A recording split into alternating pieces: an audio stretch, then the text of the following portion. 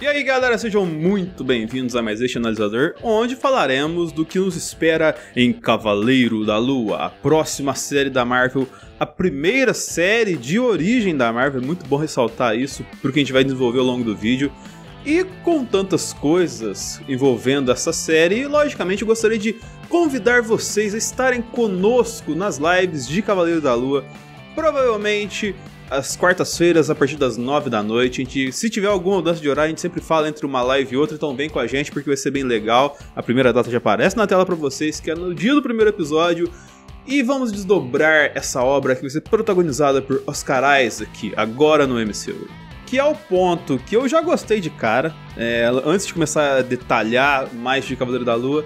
Falar de Oscar Isaac é falar de alguma coisa que deixa a gente numa zona de conforto, pelo talento que ele tem, pelo que ele já mostrou em outras obras. A gente tá tratando de um cara aqui que tem carisma, que sabe atuar e que sabe fazer um estudo e entregar pro personagem. E ao longo até do que a gente vai falar aqui, muita coisa a gente tirou de entrevistas que o Oscar Isaac dava sobre o estudo que ele fez pra se envolver com o personagem do Cavaleiro da Lua e pra entregar pra gente, pelo menos no estudo, o que ele acha correto pra gente abordar desse personagem que vai muito além das nuances apenas de um personagem de quadrinhos que, para algumas pessoas, é chamado de o Batman da Marvel. Contar com um cara que entrega atuações que ele entrega, tipo que a gente já viu em Ex Machina, que a gente já viu em Cenas de um Casamento, e que a gente já vê nos filmes que ele gosta de fazer, assim, que a gente tá acostumado, tipo um Star Wars da vida, as sequels, que tem muita gente odeia, mas todo mundo gosta do Paul Dameron. A gente fica um pouco mais tranquilo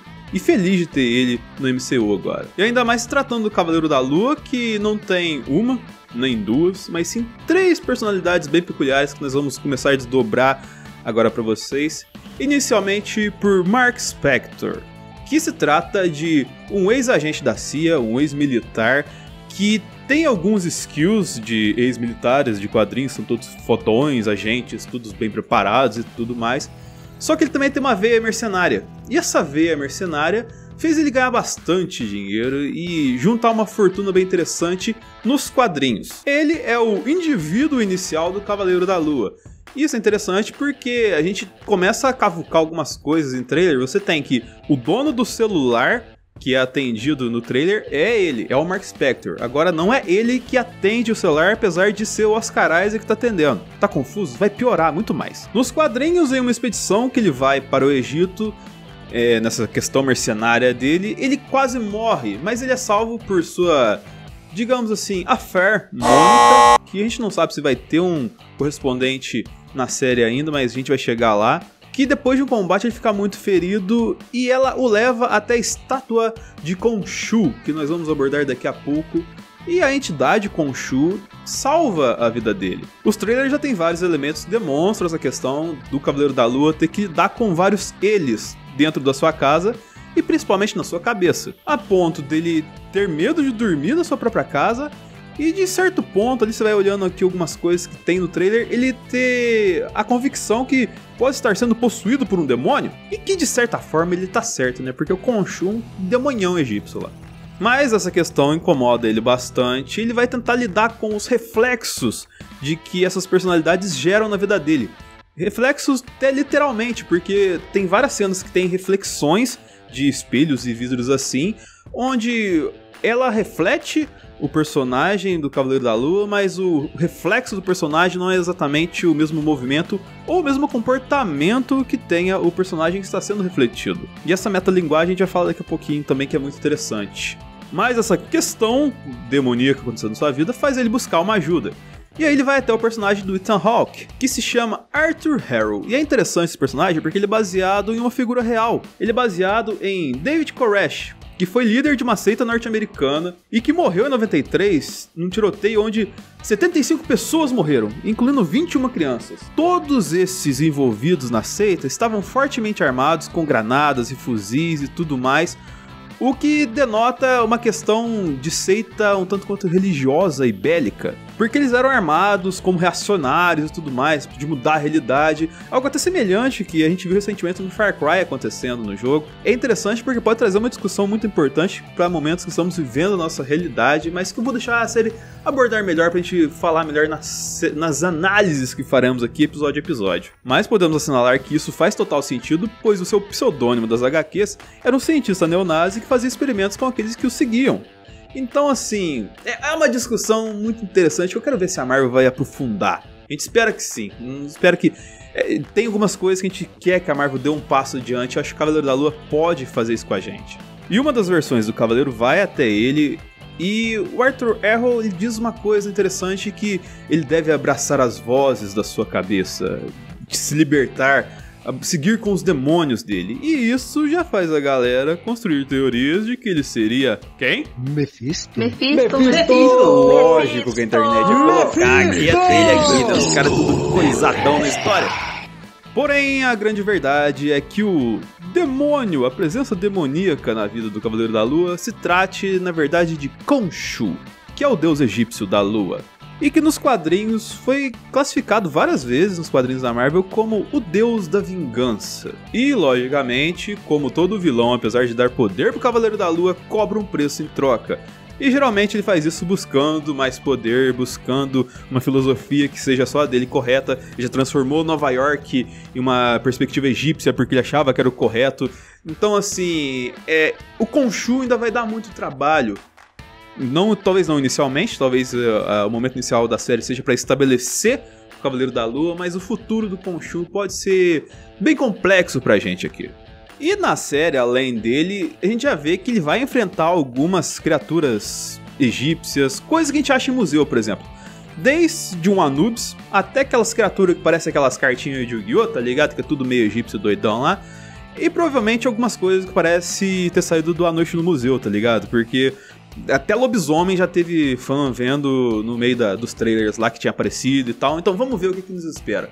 Mas o que vai ser bem legal é essas coisas possuindo algumas criaturas e o Cavaleiro da Lua tendo que lidar com elas. E é interessante você trazer o museu pro contexto do Cavaleiro da Lua por conta de uma das identidades dele, que é o Steve Grant, que é um milionário que fez a fortuna do mercenário Mark Spector virar de fato algo bem sustentável, bem lucrativo, sendo a sua segunda personalidade dentro do Cavaleiro da Lua. Com isso ele foi se aprimorando, fez a armadura de Cavaleiro da Lua, que eu não sei se isso vai acontecer nessa série por conta de que a armadura nos trailers a gente vê que é um negócio muito mais mágico, mas isso é mais um fator que advoga a favor dele ser o Batman da Marvel, porque ele é um cara rico e que utilizou o dinheiro para combater o crime. Então assim, eu acho que nesse ponto ser uma maldição ser o Cavaleiro da Lua pro nosso personagem principal vai ser mais interessante. Então não sei se essa faceta ela vai ficar tão ligada a ela ser uma faceta que busca vingança. Talvez seja um cara só playboy, ricão. E isso vai implicar também em outros desdobramentos para o próprio Cavaleiro da Lua, porque essa versão provavelmente vai ser a versão que vai enfrentar o Homem da Meia-Noite, que é um ladrão de museus, mais uma vez pegando o gancho dos museus, que atua a partir da meia-noite e que estará na série e que aparentemente não tem grandes poderes, mas que seria interpretado por Gaspard Ulliel, o ator que infelizmente faleceu no começo desse ano em um acidente de carro. Mas também será a faceta que provavelmente lidará com Layla El Fawly, que é uma espécie de personagem feita para a série e que a gente não sabe exatamente o peso que ela vai ter, mas ela pode fazer uma função interessante, que seria a função que poderia ser desenvolvida pelo interesse romântico dele, a Marlene, mas que não seria, digamos, tão bonzinho assim, seria um meio do caminho para conduzir ele para caminhos errados também. Porém, essa faceta milionária dele pode gerar alguns problemas, pois ele pode ser muito reconhecido por ser um cara da High Society, que anda com os king sizes brasileiros, então ele pode sofrer com esse tipo de problema de ter a fama e não conseguir trafegar por onde ele precisa de uma forma mais sorrateira. E aí leve ele a chegar à sua terceira identidade, talvez inconsciente, talvez não, que seria a Jake Locke, que é um cara que é motorista de táxi, basicamente, e que anda a cidade inteira no outsider da questão ligada ao Cavaleiro da Lua que é bilionário do rolê. Falando sobre os poderes dele, além dessa questão de múltiplas personalidades, que eu não sei se é um poder necessariamente, mas enfim, ele tem algumas virtudes como, obviamente, a força e resistência elevadas em relação ao ser humano, coisa que quase todo herói hoje em dia tem, mas tem uma peculiaridade que é esse poder ser relativo às fases da lua. Quando a lua está cheia, é o seu máximo de poder, e quando ela está minguante, seu poder diminui bastante, porque o nosso forte é a rima aqui. Porém, em algum ponto, a faceta de ex-militar dele vai fazer algum sentido na série, pois, segundo os showrunners, ele também terá uma capacidade armamentista de utilizar armamentos muito alta, ele terá uma capacidade estratégica de combate muito interessante também, e ele terá uma questão que é visões do futuro. E isso pode ser muito interessante para complementar o personagem e ter algumas perspectivas além da conta e ser um trunfo para ele em combates, em vários cenários que a série for propor para ele. Tudo isso vindo através das suas visões proféticas, que a gente vai abordar daqui a pouco, pois estou profetizando, estou olhando para algo que você vai fazer agora para mim, que é curtir, compartilhar, favoritar, sinalizar, clicar no sininho aqui, se inscrever no analisador, comenta aqui embaixo o que você achou, o que você espera de Cavaleiro da Lua, o que você quer ver a gente falando aqui também. Dê sua sugestão nas lives que vamos fazer aqui, comentando sobre Cavaleiro da Lua, sobre tudo que envolve essa série aqui, eu espero muito vocês. E podendo também acompanhar o nosso projeto da próxima semana, que é o Oscar, chegando aqui, principalmente a live começando às 7h30 no domingo da cerimônia. Vem com a gente, vem se divertir com a gente, comentar todos os tipos de detalhes e nuances, mesmo que você não tenha visto os filmes, a gente vai dar os background interessantes pra você aqui. Então vem se divertir com a gente daqui um pouco mais de uma semana, que com o Oscar aqui no analisador é sempre algo que fica entre as estrelas, assim como a lua do Cavaleiro da Lua. O pior gancho possível que eu podia arrumar, eu coloquei agora. Ainda sobre essas questões da personalidade do Cavaleiro da Lua, do Mark, do Steven e do Jake, a gente tem uma questão muito interessante que pode ser que a gente seja conduzido a caminhos que não necessariamente são os caminhos da verdade da história. E isso ser utilizado como um recurso narrativo para contar pra gente algumas perspectivas que não seriam tão convencionais pra gente do que a gente tá acostumado a ver na Marvel, mas que seriam interessantes para um contexto de história. Porque pode levar a gente a caminhos de não ter uma linha linear na questão de desenvolvimento de episódios, algo, por exemplo, que a gente já viu lá no Westworld, ou a gente ser erroneamente conduzido aos caminhos da história para que o viés que pareça positivo pra gente, na verdade, seja o viés negativo da história, assim como, por exemplo, a gente viu acontecer lá no Coringa. Ou seja, a gente pode o tempo todo estar sendo enganado pelas convicções desse personagem de 3 facetas diferentes. Isso também ajuda a complementar alguns conceitos que fogem ao que tange ao MCU, mas que podem ser colocados numa história original, como por exemplo de que essa série ela vai ter uma pegada um tanto quanto de terror, um tanto quanto sinistra no seu escopo, além do que o Kevin Feige disse recentemente de que essa é sem dúvida uma das séries mais violentas da Marvel. Mas que, cara, com certeza não é um nível demolidor de pancadaria assim, porque não sei nem se cabe.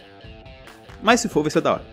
E além dessa questão narrativa, outro ponto interessante da série é que, ligado a distúrbios mentais. O Oscar Isaac comentou sobre isso num dos seus featurettes que ele gravou, sobre que essa série vai abordar muito algumas questões ligadas à mente, até para conscientização da galera. É um tema abordado recentemente, tá nos quadrinhos, se esse distúrbio de personalidade deles é proveniente do poder que o Khonshu exerceu sobre sua vida, ou se é alguma coisa ligada a transtornos de dissociação de identidade, ou transtornos de personalidade múltipla, que basicamente seria a pessoa que tem essa questão de ser mais de uma identidade dentro de sua cabeça, uma pegada meio fragmentado.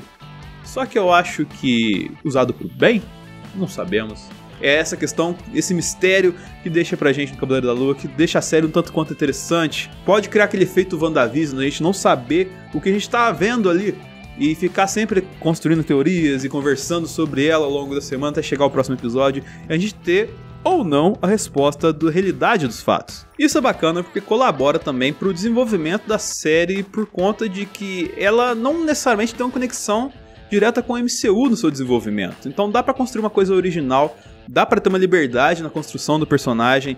Logicamente vai ter alterações que o fã mais chato vai achar ruim, mas que podem ser melhor abordados que nos quadrinhos, ou então seguir caminhos que os quadrinhos não seguiram, mas que fazem parte do personagem, para construir um Cavaleiro da Lua legal pro futuro do MCU. E parece que isso de fato tem acontecido, porque a mídia especializada, que já viu alguns episódios da série, tem dito que a série tem uma pegada original em relação ao que a gente está acostumado a ver na Marvel. Mas apesar do que eu acabei de dizer, a grande verdade é que todo mundo quer ver como o Cavaleiro da Lua vai se conectar com o MCU. É a grande curiosidade a cada novo personagem da Marvel que aparece. E perante isso, um vazamento muito interessante aconteceu, pois em uma proximidade do que teria sido um set de Cavaleiro da Lua, no mesmo dia, uma garota fotografou-se com Oscar Isaac e com Mark Ruffalo, o que introduziria o Hulk na série do Cavaleiro da Lua.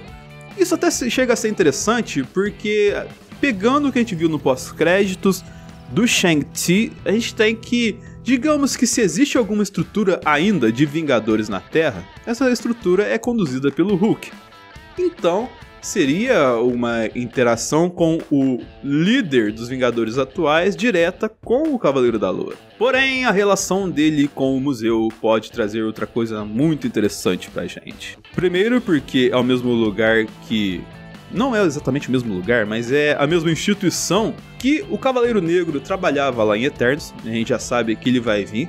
E nos pós-créditos a gente já viu que ele já veio e já trouxe o Blade junto, apesar de ser só a voz. E ter o Cavaleiro Negro, o Blade e o Cavaleiro da Lua junto, já começa a construir alguma questão interessante que talvez seja abordado aonde? Em Doutor Estranho no Multiverso da Loucura. A gente até comentou no vídeo sobre de uma organização que pode se formar a partir desse filme e que é interessante, pois Cavaleiro da Lua encerra a sua jornada próxima à estreia de Doutor Estranho no Multiverso da Loucura, que seria uma formação dos Filhos da Meia-Noite, que a gente já comentou que é uma espécie de organização de heróis que lidam com ameaças que ocorrem meio que sobrenaturais, assim, e que só tem uma galera meio doida como Doutor Estranho, Cavaleiro da Lua, Cavaleiro Negro, Blade, Motoqueiro Fantasma, enfim. Tendo o Doutor Estranho no Multiverso da Loucura, essa doideira, eu não descarto nada, mas é bem interessante a gente ter um personagem construído e, digamos assim, alinhado para entrar no MCU sobre a responsabilidade de Oscar Isaac, o que só nos enche de esperança sobre o futuro da Marvel no seu escopo cinematográfico que transparece filme, série e agora tá chegando até em animação. Enfim, espero que tenham gostado do vídeo, espero vocês nas lives, curta, compartilhe, favorite, sinalize, se inscreva e até o próximo analisador.